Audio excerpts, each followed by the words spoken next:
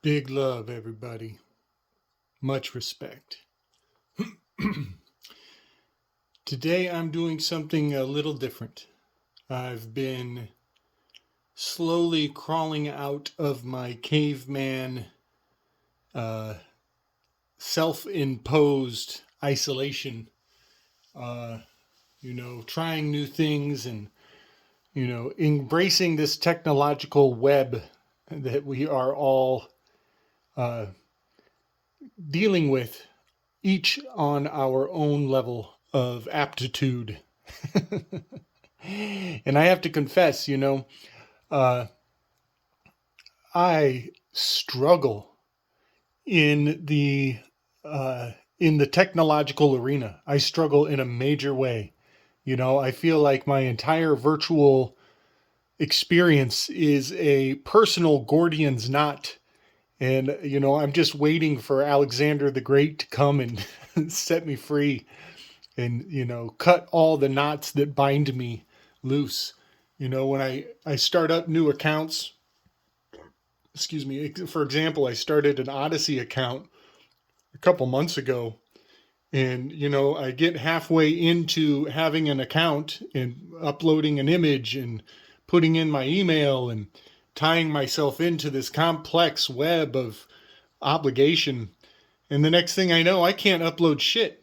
I try to upload videos on an Odyssey channel and I can't do shit. It won't let me. It just won't let me. So I'm halfway in there. I got one toe in the door and then the door slams shut on me. So, today I was attempting to engage with Telegram. I've had people ask me how to get on, if I'm on Telegram.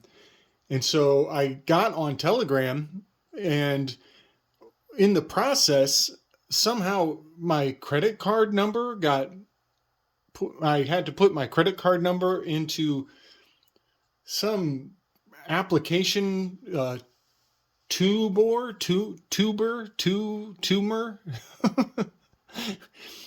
And I don't even know what that is. I have no idea what that is, and there's no icon on my phone to access Tumor.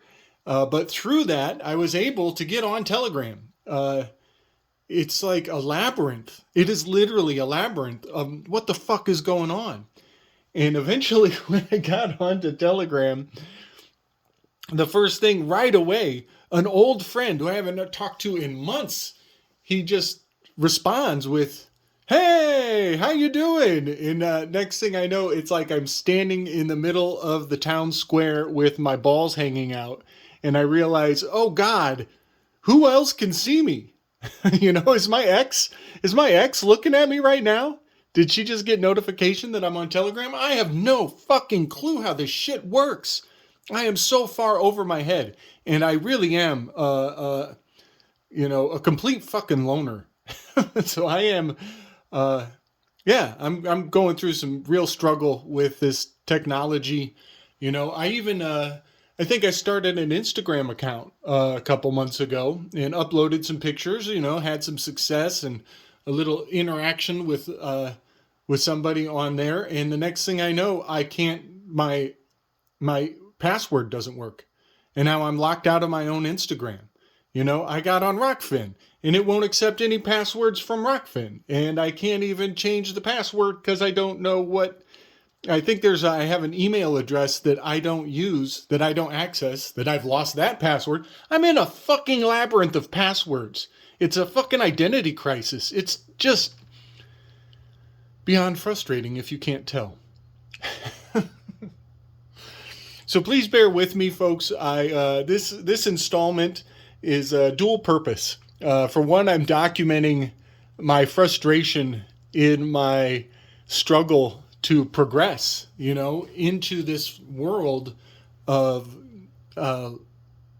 multi identification crises. I have, I think, 2 email addresses. There's probably technically 3 or 4 lingering out there in the ether sphere, all connected to me, but none of the password. I only have one email that I can get access to, because I actually have that password saved on my phone, and the rest of my information is locked in the ether space. And it's really kind of troubling to me. So I just want to put that out there. You know, I know a lot of people wanted to get a hold of me, and I have no idea what I'm fucking doing. I really don't. You know, you can drop a line in the comments. I've put my email out there quite a few times. There's one email that works. Hopefully that password doesn't lock up on me somehow. It's just so funny how, you know, identity, I believe that identity is the ultimate vulnerability. You know, we identify with various things. And if somebody attacks what we identify with, it hits us very close to home, you know. And to have my phone tell me I am not who I say I am, and require my firstborn child in order to prove that I am, I'm not down. I'm not down. I lock up and I start to have an emotional conniption, and it's just not worth it. So bear with me. I'm trying to reach into the ether space. I do have a Telegram account at this point, but I don't know how to hand that out. I assume it's my phone number that I would give somebody, and then they could find me on Telegram. I have no fucking clue. You know, somebody could make millions of dollars if they started teaching classes in person, no masks. God damn it. With no masks, and show people how to use their own phone. I would pay big bucks just to find out what the phone is all about. It's just so complex. It's out of control. So that's why you'll find that I'm very YouTube oriented. It seems to be what they call user friendly. I would call it usury friendly. But I digress. So I want to put out my frustration. And I also want to share some more personal stuff. You know, I'm told my buddy Davin that I would share a poem that correlates to a drawing that he has shared with some of us in his chat group, and on his live Zoom meetings. So yeah, I'm going to drop some poetry on you. All of this is my work, and I will say some of it comes from a very frustrated, dark time in my life. So there will be some gnarly shit that comes through. But I tried to select that which was publicly presentable primarily. So I tried to keep it pretty uplifting. A lot of my poetry is really dark, but all that aside, here's a selection of 5 pieces that I have decided to share with everybody today. And keep in mind, this was all written at least 2 years ago. This is old stuff, and it does not have anything to do with any of my presentations of the past. But it's just kind of funny how some aspects of my poetry seem to have some foreshadowing value as I look back over it. It's very wild, very wild. So yeah, all of this is at least 2 years old. Some of it might be 3 or 4 years old. So I'm going to start out with with this piece called Downwind. And this one goes out to my buddy Davin, and it is an homage to his own artwork that he has presented. Lackadaisical amber gazelle casts brown, doe-eyed glances through lackluster gusts of thirsty, golden wild grass. Blankets of Serengeti sunglow obscure orange rolling mane of unobserved menace, poised downwind with agile focus. Anticipated cool breeze cues keen ears to soften and 2 lungs to empty to allow reflexive half blink. All shades of yellow ripple faster than eyelash to become a glistening red. And if you didn't catch it, that is a poem about a lion pouncing on a gazelle.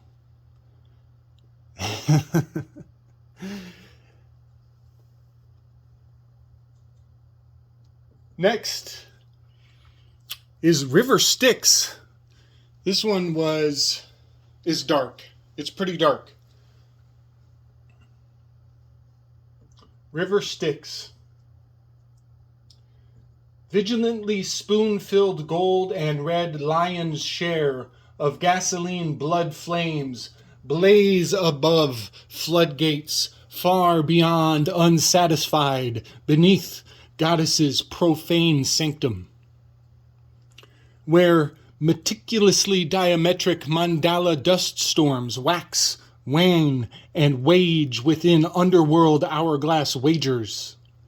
Asphyxiating defaced perfect face of great sphinx, where onyx monolithic catacombs billow and sink below eons of syringe measured hate sutra seconds.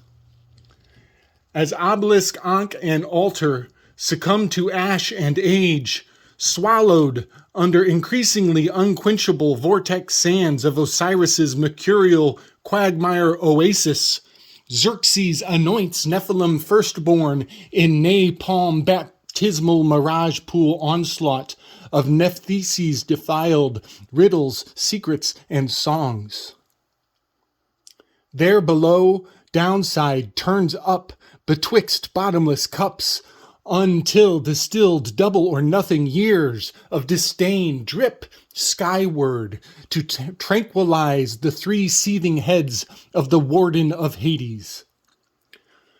While addictive fire-worshipping cocktails of soothing fuck-all indignation and mirth salt the 6 sleeping eyes of Cerberus, snickers trickle from an emptied mouth of Everlost, whose scarce joy cascades into ferocious fear geyser soul plumes. Futile laughter contemptibly provide massively crestfallen escape attempt currents to the damned who eternally defy yet fail to reverse the surging river Styx. That was a vision of hell.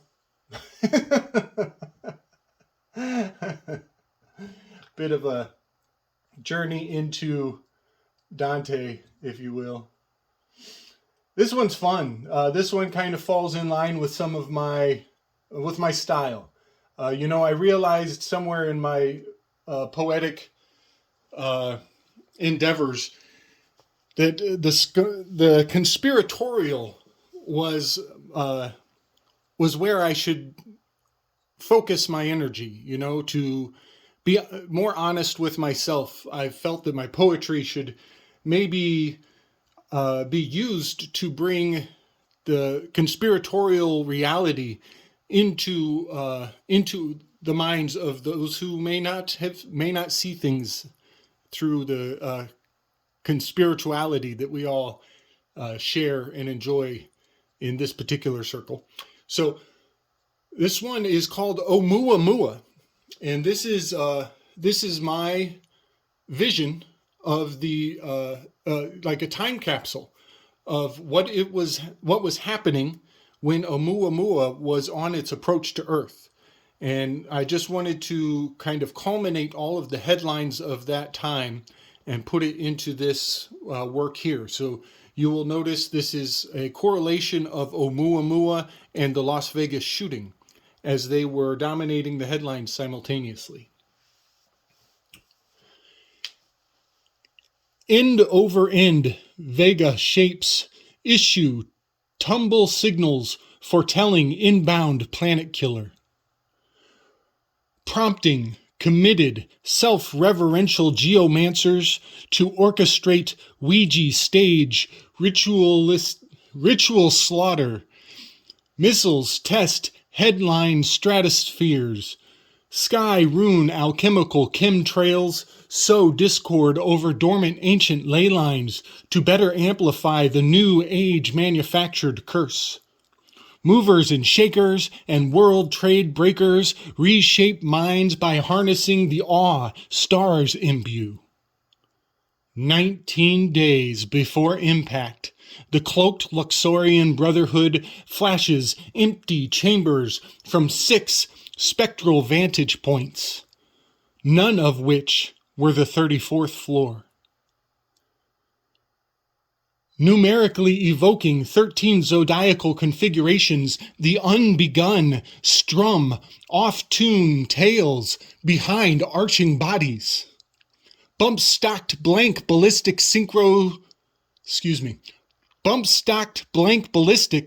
synchro-terrorize sacrificial harvest leaves, vibrating luminous chords which offset the unholy trajectory of Oumuamua's crash course. The offer of fear ripples from below to overwhelm, coaxing waves of disbelief to sway the heavens into a geomechanistic dodging of our first monolithic interstellar bullet. I like that one. I hope you do too. This one is a haiku. This is the haiku written from my as a martial artist. This is a synopsis of my deepest kung fu wisdom, from my heart to yours. Rooted base blooms chi. Circuitous limbs melt snow, doubt, foe, and master. The end. The next one, I'm actually going to stay on the haiku tip. Let's go. This one is to my ex, who I am terrified if she ever finds my channel.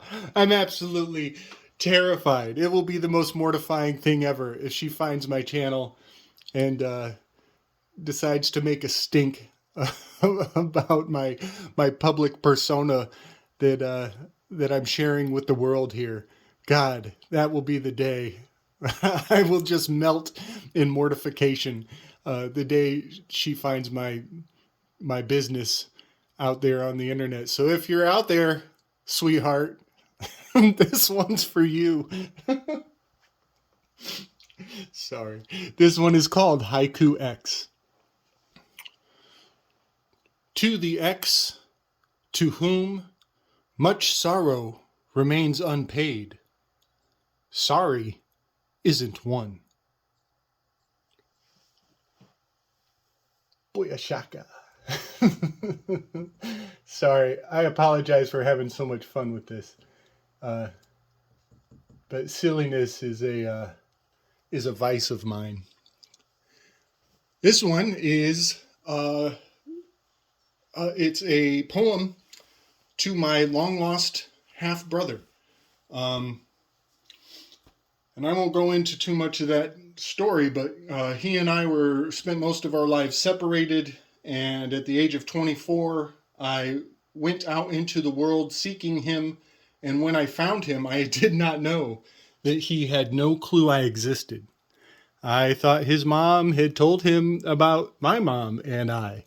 So we have quite a reunion story. And so I wrote a poem. He and I, we spent a lot of time catching up and getting to know each other. And we had quite a good time kind of regaling one another with our stories of childhood and catching up for lost time. So that is the origin of this poem. So, Joe, if you're out there, brother, this one's for you, man. One passage, en passant, it's a chess term. Warm embers radiate coral hues between two old men and a slow game of chess. Pretending not to know perfectly well what the other brother knows, our once rambling old man was thinking. What he missed out on when he jumped castle. We've become worn, twin wood rocking chairs, uncarved by his hardened hands, and draped with difficult mothers. We've become worn, twin wood rocking chairs, uncarved by his hardened hands, and draped with different mothers' difficult craft work. Convivially we tip glasses, toasting fireplace punchlines to Clyde's comedic errors. Lamenting the virtue, quality, and texture of our own youth passing like the first pawn in the last game. Or perhaps not unlike an Indiana empty 1970s long bed Chevy gusting past a yet hopeful, soon hardened hitchhiker's thumb. So that's the end of that installment, folks. Thank you for hearing my lamentations and sharing some of my personal work. It really is an adventure for me to be stepping into the public side of this virtual world that we're creating. And it feels good to to lament my woes and to maybe give everybody notice that, I am on Telegram and I'm working on Odyssey slowly but surely.